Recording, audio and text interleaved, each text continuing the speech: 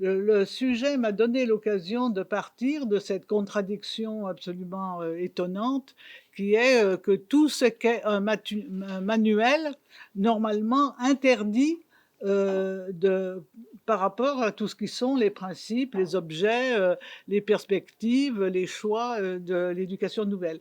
Et c'est bien là d'ailleurs où on voit ce qui a été rappelé depuis ce matin, c'est à quel point l'éducation nouvelle est une sorte de nébuleuse, puisque en permanence, il va y avoir des éditeurs, il va y avoir des auteurs, il va y avoir des enseignants, des conseillers pédagogiques, des inspecteurs qui vont dire oui, on peut, avec des manuels, faire adopter des principes d'éducation nouvelle, ce qui est théoriquement, comme Philippe Berlieu nous l'aurait rappelé, totalement contradictoire, impossible, absurde, fragile, etc. Alors ma question, ça va être comment cette collaboration ou comment ces aménagements, comment cette cohabitation instable entre manuel de lecture et entre manuels et puis plus particulièrement manuels de lecture et les pires, je dirais, ceux de cours préparatoires, c'est des pires dans la mesure où ils programment, ils sont sur une progression impérative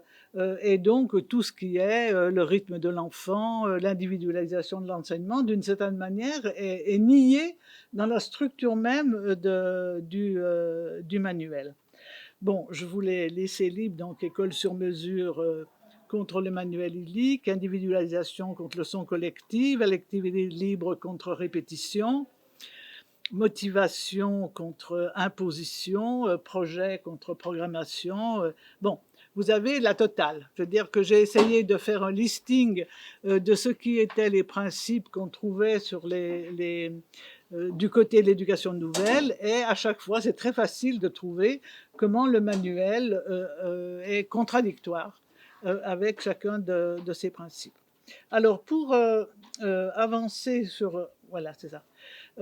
Pour essayer de voir comment l'éducation nouvelle s'est quand même invitée ou a été invitée bizarrement dans l'apprentissage de la lecture, j'ai essayé de prendre en compte d'abord le contexte, les éléments de contexte éditorial, quelque chose qu'on fait rarement puisqu'on va tout de suite sur les questions d'affrontement de méthodes. Ensuite, j'ai essayé de poser le problème qui est revenu déjà plusieurs fois dans l'atelier où j'étais auparavant et puis avant, rentrer tranquillement. Et qui est la question du dessin et donc des représentations à l'intérieur même du manuel, avec après une réflexion sur ce que j'ai pu lire, entendre et dire et voir. Bienvenue, bienvenue. Sur l'image et les différents usages de l'image dans l'utilisation des manuels.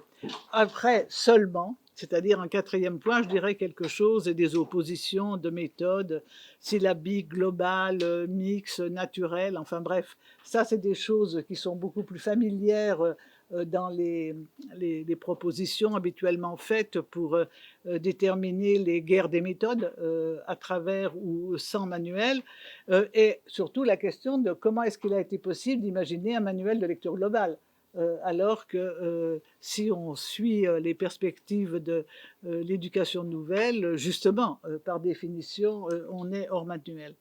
Pour terminer par deux points, qui sont peut-être les choses courtes, mais les plus importantes dans ma perspective. Bonjour Philippe. Je suis impressionnée, hein. Qui sont les interactions lecture-écriture et puis les interactions, et ça c'est la découverte que je dois à Lucas, disons, image-mot. Enfin, à quel point la question des interactions image-mot, reconnaissance de mots, joue un rôle là où je ne l'imaginais pas dans l'apprentissage de la lecture. Ça c'est notre maillot jaune.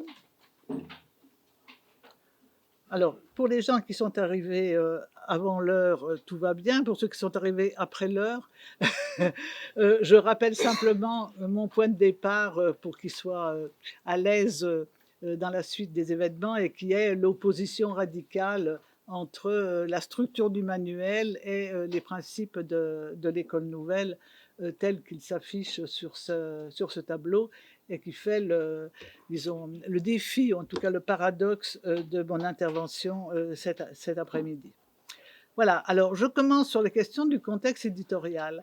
Il faut bien voir que le moment où finalement s'installe l'éducation nouvelle institutionnellement, c'est après la guerre de 14-18, même si évidemment le mouvement a commencé bien avant, et qu'on est en train de changer, j'allais dire, de modèle esthétique de l'environnement. Disons, l'art nouveau est abandonné pour l'art déco, et que ça a l'air totalement extérieur à des perspectives pédagogiques, et en fait pas du tout. Ça va avoir une importance très importante à la fois du côté des images qui vont entrer dans les manuels et du côté des graphismes. Et le graphique étant un des éléments constitutifs de l'apprentissage.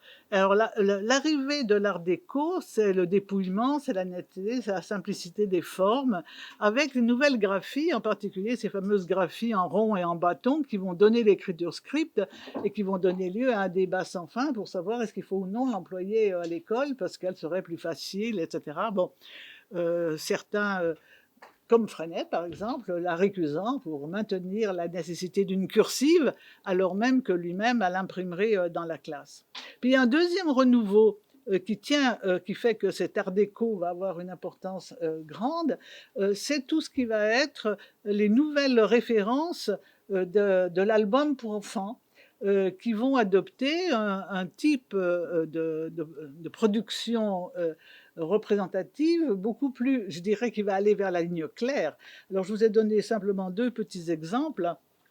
Et qui est, alors le premier, Macao et Cosmage, qui est très connu de tous les bibliophiles de l'histoire d'un album pour enfants, puisque c'est ces fameux albums carrés.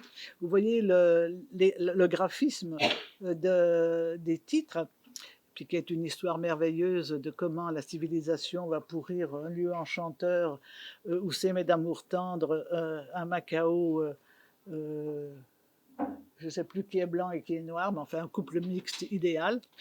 Et puis l'autre côté, c'est Benjamin Rabier, qui va être quelqu'un qu'on va trouver énormément dans les manuels du primaire, comme illustrateur, les Pas de La Fontaine, etc.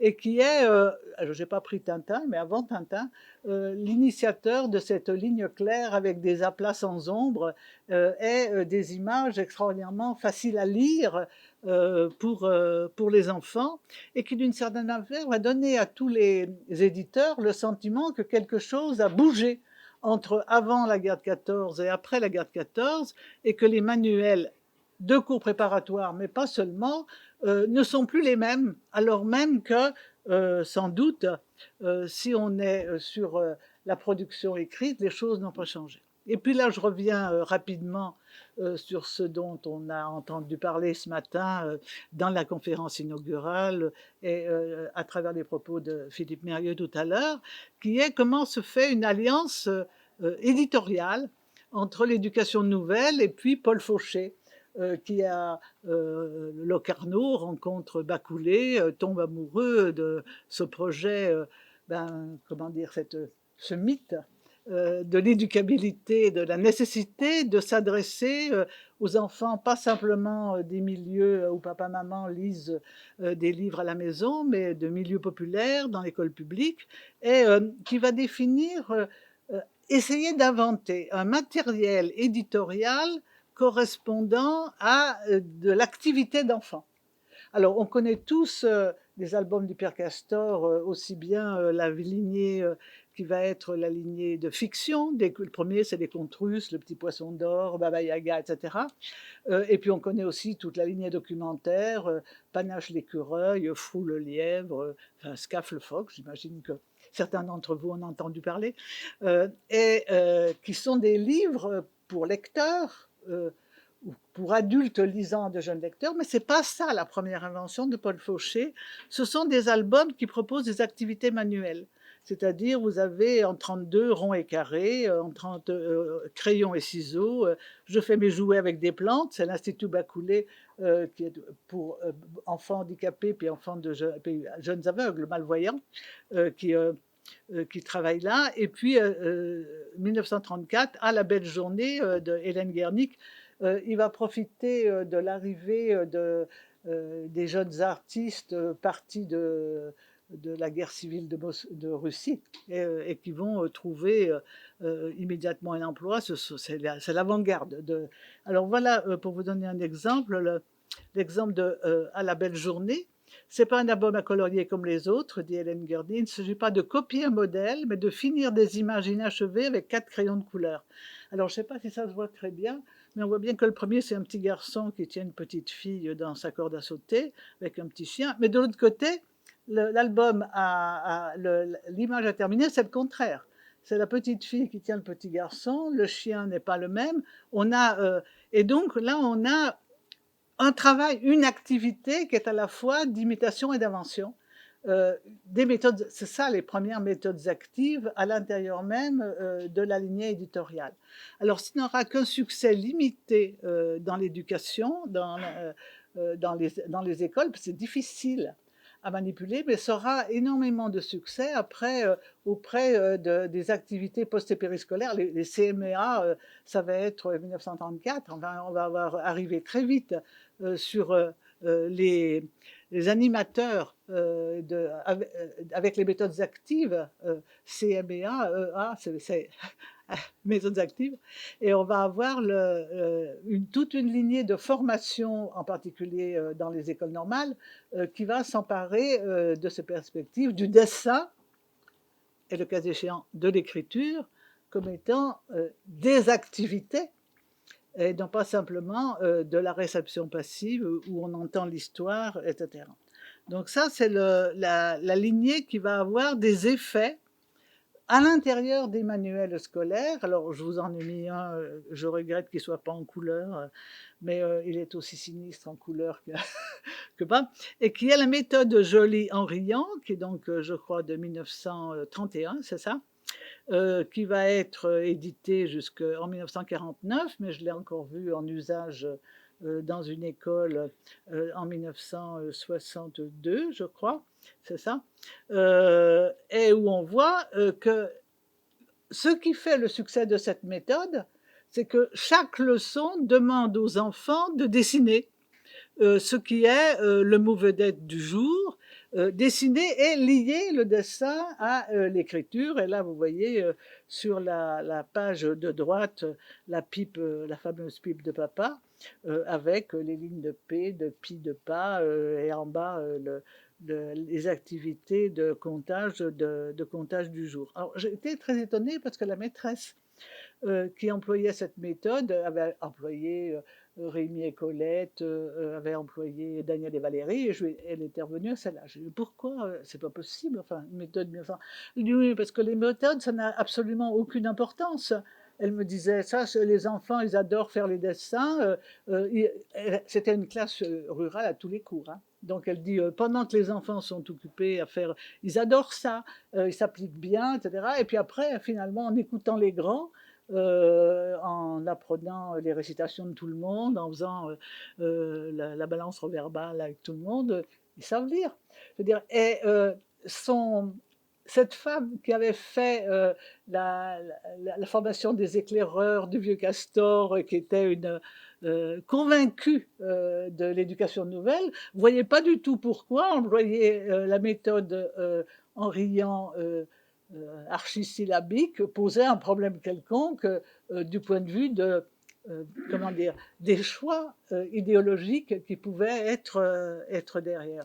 Alors ça m'a beaucoup aidé à comprendre comment se faisaient les porosités où se résolvaient pratiquement des contradictions celles que Philippe Mérieux nous a si magnifiquement décrites tout à l'heure, qui sont des contradictions de dissertation en théorie, mais qui n'ont pas forcément de problème, ne posent pas simplement de problème sur la question.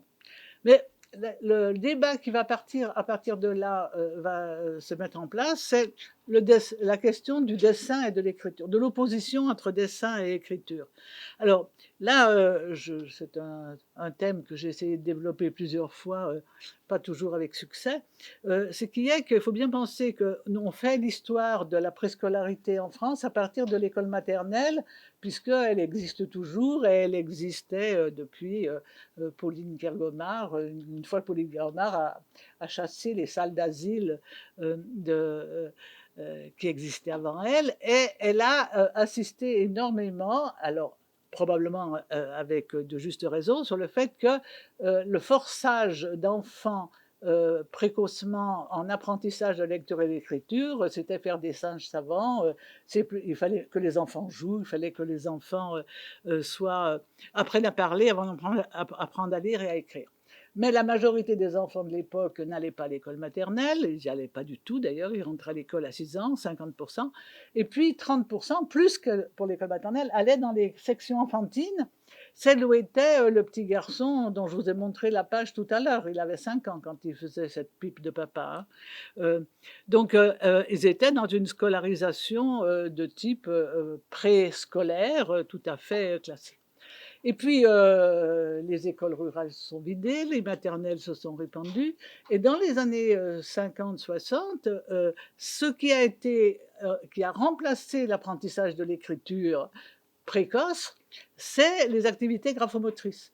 Et on a eu, à travers la presse pédagogique, les inspectrices, énormément d'entraînement à cette motricité fine, graphomotricité fine, mais qui n'était pas une motricité d'écriture, qui était une motricité de boucles, de dessins, de vagues, de grecs, etc., de droite, de gauche, de haut, de bas, où on faisait la pluie qui tombe, l'herbe qui pousse, enfin bon, tout ce que vous voudrez, mais qui n'avait rien à voir avec l'écriture.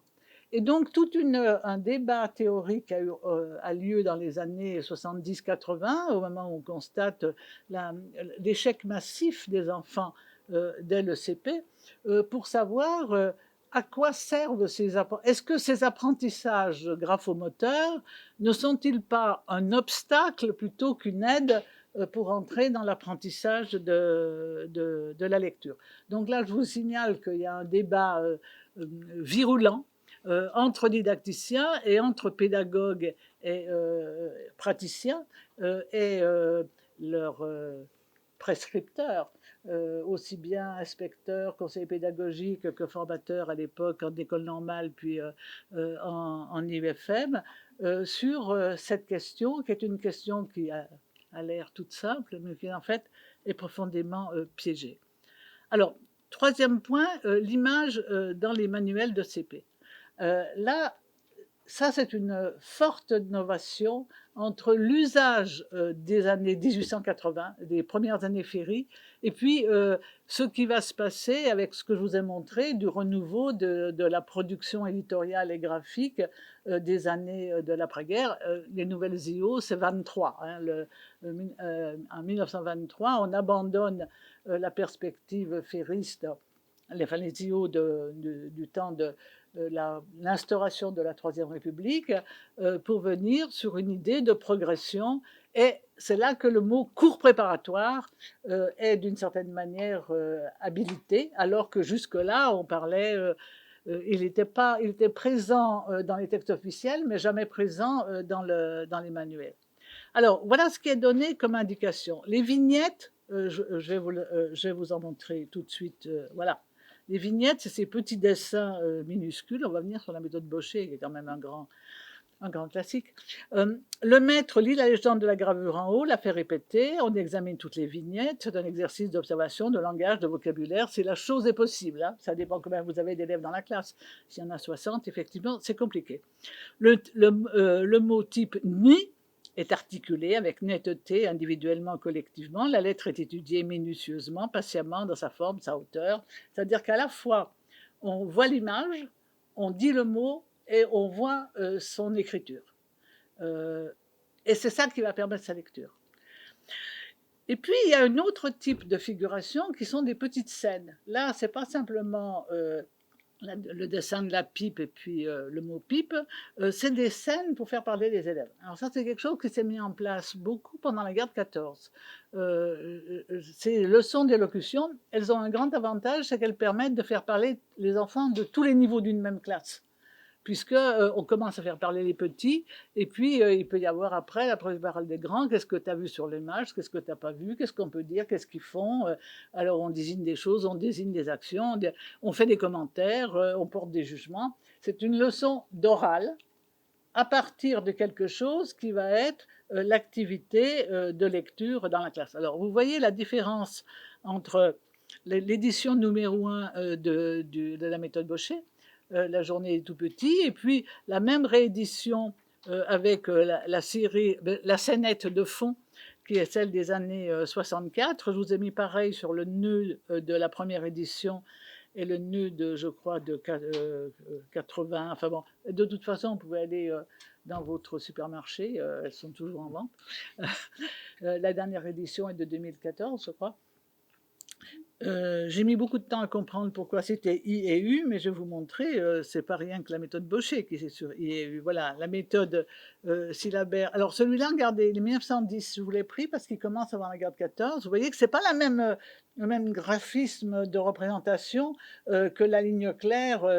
On est encore dans une, je dirais, dans l'art déco, enfin non, dans l'art nouveau. Avec les fanfreluches, avec les fleurs, etc. Et là, la petite scène avec la paysanne qui revient avec la botte de foin sur ça va donner lieu à une séance d'élocution. Vous voyez, je vous ai mis un texte un peu long pour vous montrer quelle était la perspective fin de CP quand même sur la perspective de compétences de lecture de fin de CP. On est toujours sur I et U. Encore un IEU pour vous faire plaisir. Là, on a devinage, je vous l'ai mis la première édition. En haut, c'est écrit tout petit, mais c'est écrit l'école nouvelle. Ce qui est extraordinaire quand même. On est en 1902. Hein. Ça veut dire que la pénétration école nouvelle, éducation nouvelle est bien plus précoce que son institutionnalisation. Puis après, je vous ai mis le dessin de 49, enfin l'illustration de 49. Vous voyez qu'on est après-guerre, on est dans une école mixte, garçons et filles assis l'un à côté de l'autre, et c'est le petit garçon qui fait la leçon, et pas la maîtresse, ce qui prouve qu'on est dans l'éducation nouvelle. Voilà, ça suffit pour, d'une certaine manière, qualifier ce manuel d'adepte d'une représentation de l'enseignement qui est marquée par les principes de l'éducation nouvelle, mais on est toujours sur I et U. Si on a le temps, je vous expliquerai. J'ai mis 10 ans pour comprendre pourquoi on n'était plus sur Babebibobu ou sur A et O, sur A, mais sur I et U. J'ai cherché des raisons phonologiques, etc. Bon, ça va s'abandonner progressivement, c'est-à-dire que vous ne trouvez plus de I et de U pour commencer les programmes de CP à partir des années 1930, et puis c'est fini avec Rémi et Colette, mais c'est la prolongation d'une tradition de l'apprentissage de l'écriture à la plume doigt, où les premiers tracés étaient forcément les plus simples, c'est difficile la plume doigt, et qui étaient le I, le U, les deux traits, le N et le M. Donc, bien qu'on ne soit plus sur la plume doigt, mais sur la plume métallique, les maîtres continuent pendant une génération et demie à faire fonctionner l'apprentissage, la progression, le début de progression sur le modèle de celui qui a été la grande révolution des années 1850-60 et qui était l'enseignement simultané de la lecture et de l'écriture. Alors, toutes les méthodes que je viens de vous montrer sont ce qu'on appelle des méthodes syllabiques. Les 4 là, depuis... donc, je ne vais pas revenir dessus. Pourquoi elles sont dites syllabiques? C'est parce qu'on ne dit plus be à bas, justement, on dit directement bas. On ne dit plus mu et i, mi, mais on dit directement mi, c'est-à-dire qu'on prononce la syllabe directement. Donc, elles sont dites syllabiques. Ce sont donc des méthodes où on part de la jonction des éléments unitaires de la lettre son pour monter vers le mot et du mot vers la phrase. Je vous signale quand même que ce sont toutes des méthodes de lecture-écriture et que probablement, il est sûr que la liaison en écriture, il n'y a pas de méthode globale, ni même de méthode syllabique. En écriture, on écrit en lettre à lettre et on lit les lettres les unes aux autres. Donc, on a une stabilisation une fixation de la reconnaissance de la syllabe par syllabe. On est sur des combinaisons de lettres et de consonnes simples avant d'aller vers la copie plus longue de phrases, etc. Alors, à l'approche globaliste de l'école nouvelle de Crowley, en fait, ce n'est pas de Crowley qui fait la méthode de lecture, c'est Madame Amaïd. Il reste combien de 5 minutes?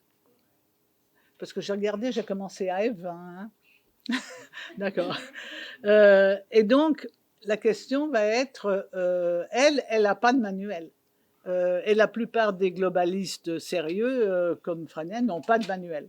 Alors, comment est-ce qu'on va pouvoir inventer des manuels de lecture globale? Alors, je vous en donne un. Ça, c'est la méthode Rouquier, où il faut mémoriser les mots en les analysant oralement.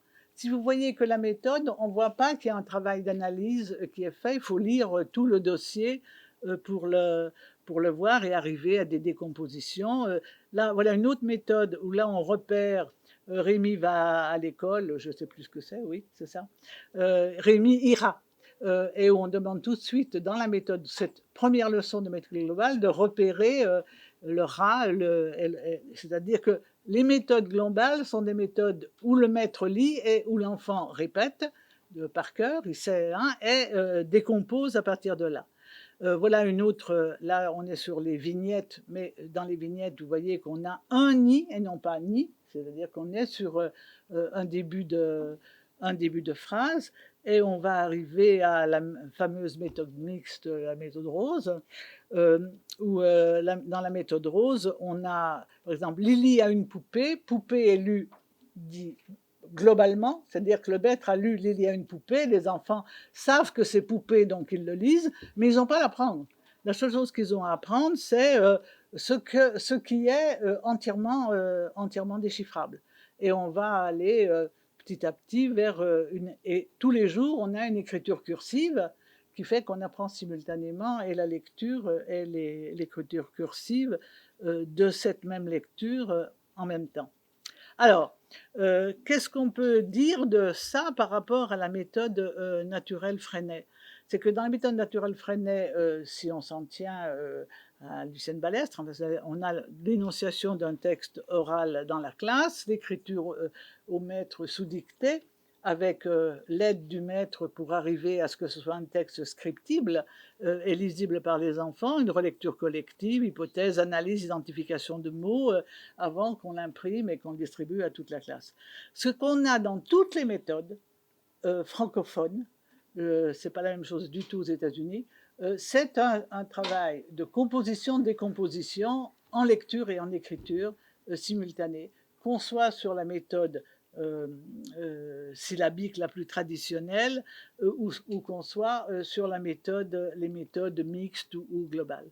Et moi, le point qui m'a le plus intéressé, c'était de voir à quel point partout la fixation des automatismes, je dirais, de reconnaissance de mots ou de verbes, se fait à travers une intense copie travail de copie d'écriture.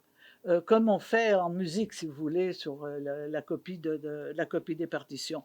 Et que ça, c'est très, très différent de la méthode globale telle qu'elle est qu'on pratiquait aux États-Unis, la méthode Luxey ou Woolward, où au contraire, on présente des flashs et on les cache, et où il n'y a pas du tout d'impératif d'apprentissage à écrire dans les méthodes. Les maîtresses le font ou ne le font pas, mais on a une disjonction complète entre apprendre à lire, écrire en pays francophone européen, et puis apprendre à lire avec la mémorisation, la photographie des mots, si bien qu'il va y avoir une incompréhension totale au moment des débats des années 70 sur l'audiovisuel et compagnie, puisque tous les psychologues français que j'ai pu fréquenter, ils lisent la méthode globale à travers ce qu'ils en apprennent en lisant les Américains. Donc c'est la méthode américaine qui le stigmatise alors même que ce n'est pas celle qui est fabriquée en France. Je finis sur sa question des interactions image-mot. C'est que rétrospectivement, je me suis dit, mais même en méthode syllabique, on est en méthode globale. Puisque ce qu'on voit, c'est écrit lit, on voit le lit. Donc si je lis, elle lit, c'est parce que je le sais. C'est-à-dire que la méthode la plus syllabique, à partir du moment où elle est entièrement soutenue par l'identification de ce qui est par une image, y compris la méthode Bocher, est une méthode où on va du sens sémantique à l'identification sur autrui, et non pas du tout. Ce qu'il faudrait, c'est une méthode absolument sans image pour que je puisse effectivement dire que c'est une méthode syllabique. Conclusion, mes perplexités sur les guerres des méthodes, qui sont réduites à des principes alors que tous les manuels de lecture sont éclectiques, y compris ceux qui nous paraissent aujourd'hui les plus archaïques. Toutes les enquêtes sur l'efficacité comparée des méthodes, il y en a encore qui sont en train de sortir en ce moment, ne cherchent pas à savoir comment on se sert du manuel en classe, et apparemment, selon les maîtres, je vous parlais de la maîtresse tout à l'heure en riant. Et puis, quelles sont surtout les pratiques d'écriture des enfants? Comment est-ce qu'on leur apprend à lire et écrire? Je vous remercie.